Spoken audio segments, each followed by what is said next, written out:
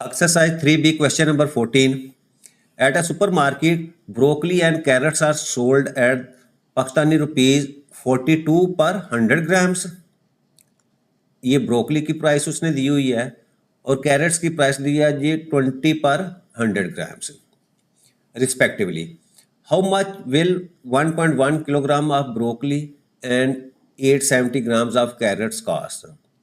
यानी क्वेश्चन में क्या है कि 100 ग्राम जो है वो ब्रोकली और कैरेट्स की प्राइस उसने दी हुई है और वो कह रहा है जी 1.1 किलोग्राम आप हम ब्रोकली खरीदनी है और 870 ग्राम जो है वो आपने कैरेट्स खरीदना है, तो इसकी टोटल कॉस्ट जो है वो कितनी होगी. अच्छा, अब इस क्वेश्चन को हम जो है वो यूनिटरी मेथड से जो है वो सॉल्व करेंगे. अब यूनिटरी मेथड क्या होता है कि जब भी आपके पास किसी एक यूनिट की कॉस्ट हो तो आपने जितने यूनिट्स की कॉस्ट फाइंड करनी होती है तो उस कॉस्ट को उतने यूनिट से मल्टीप्लाई कर देते हैं. जैसे उसकी एग्जांपल है कि अगर हमारे पास जो है वो एक बुक को, ठीक है, एक बुक उसकी कॉस्ट हमारे पास जो है वो अगर 10 रुपीज़ हैं, तो अगर हमने 5 बुक्स की जो है वो कॉस्ट फाइंड करनी हो तो हम क्या करेंगे, उस 5 को 10 से मल्टीप्लाई कर देंगे तो आपके पास जो है वो 50 आ जाएगी उसकी कॉस्ट. इसी तरह अगर फर्ज करो मैं कहूँ जी मैंने जो है वो 7 बुक्स की कॉस्ट फाइंड करनी है, तो हम क्या करेंगे, उसी 10 को 7 से मल्टीप्लाई कर देंगे तो आपके पास जो है वो 70 कॉस्ट आ जाएगी. तो ये यूनिटरी मेथड होता है कि आपने एक यूनिट की जो कॉस्ट सबसे पहले फाइंड करनी होती है और जितनी की हमने फाइंड करनी है उससे मल्टीप्लाई कर दें.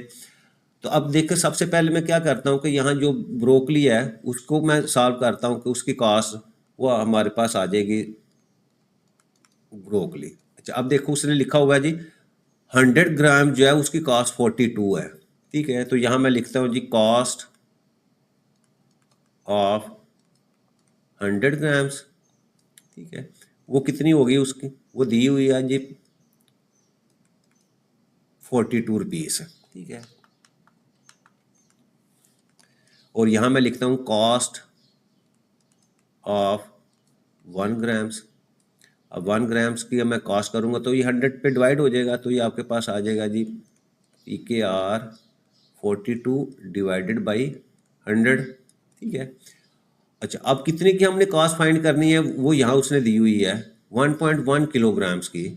तो कॉस्ट ऑफ 1.1 किलोग्राम. अच्छा, अब देखो यहाँ कॉस्ट ग्राम्स के अंदर दी हुई है तो हम क्या करते हैं, ये 1.1 किलोग्राम है इसको भी ग्राम्स के अंदर कन्वर्ट कर दें तो हमारे पास जो कन्वर्ट यानी 1 किलोग्राम जो है उसके अंदर जो है वो 1000 ग्राम्स होते हैं. तो इसका मतलब 1.1 किलोग्राम है. तो इसके ग्राम्स कन्वर्ट करने में तो क्या करेंगे, 1.1 को हम 1000 से मल्टीप्लाई कर देंगे तो ये ग्राम्स के अंदर आ जाएगी. और 1000 से मल्टीप्लाई करेंगे तो डेसिमल पॉइंट राइट साइड के ऊपर मूव करेगा तो ये वैल्यू आपके पास जो है वो 1100 जो है वो ग्राम्स आ जाएगी. तो इसका मतलब क्या हुआ, 1.1 किलोग्राम जो है वो एक्चुअली आपके पास जो है वो 1100 ग्राम्स है. इसकी कॉस्ट हमने फाइंड करनी है तो ये आपके पास आ जाएगी जी PKR ये जो है 42 डिवाइडेड बाई 100 और मल्टीप्लाई बाई 1100. ठीक है, इसको सिंप्लीफाई करें 2020 से कैंसिल हो जाएंगे और आपके पास जो है वो वैल्यू आ जाएगी 42 को हमने 11 से मल्टीप्लाई करना है तो ये आपके 11 टू ज़ार 22, 2 कैरी 11 को 4 से 44 और 2 ऐड करेंगे तो 46. ये तो आ गई आपके पास एक कॉस्ट ब्रोकली की. ठीक है, सेम इसी तरीके से जो है वो हम कैरेट्स की कॉस्ट जो है वो फाइंड करते हैं. यहाँ मैं ऊपर लिख लेता हूँ जी कैरेट्स.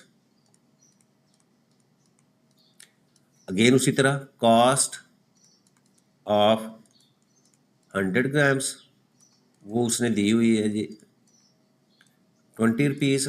और यहाँ मैं लिखता हूँ कॉस्ट ऑफ 1 ग्राम्स. अगेन उसी तरीके से 20 को डिवाइड कर देंगे हम 100 के ऊपर और जितनी वैल्यू उसने दी हुई है 870 ग्राम्स दी हुई है तो मैं यहाँ लिखता हूँ कॉस्ट ऑफ 870 ग्राम्स. ये आपके पास आ जाएगी जी 20 डिवाइडेड बाई 100 मल्टीप्लाई बाई 870. ठीक है, सिंप्लीफाई करें एक ज़ीरो इससे और एक ज़ीरो आपका यहाँ से कैंसिल.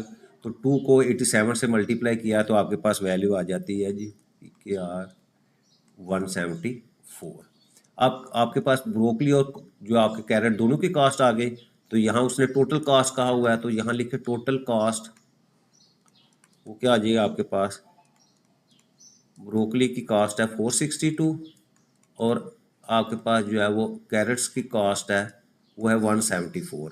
अब दोनों को ऐड करें तो आपके पास टोटल कॉस्ट जो है वो आ जाती है जी 636। ठीक है, यानी आपको वर्टिकली 62 ऊपर लिखे, 174 ऐड कर दे, 4 + 2 6, 6 + 7 13, 1 कैरी और 4 + 1 5 और 1 6, तो आपके पास जो है वो 636 जो है उसकी टोटल कॉस्ट आ गई।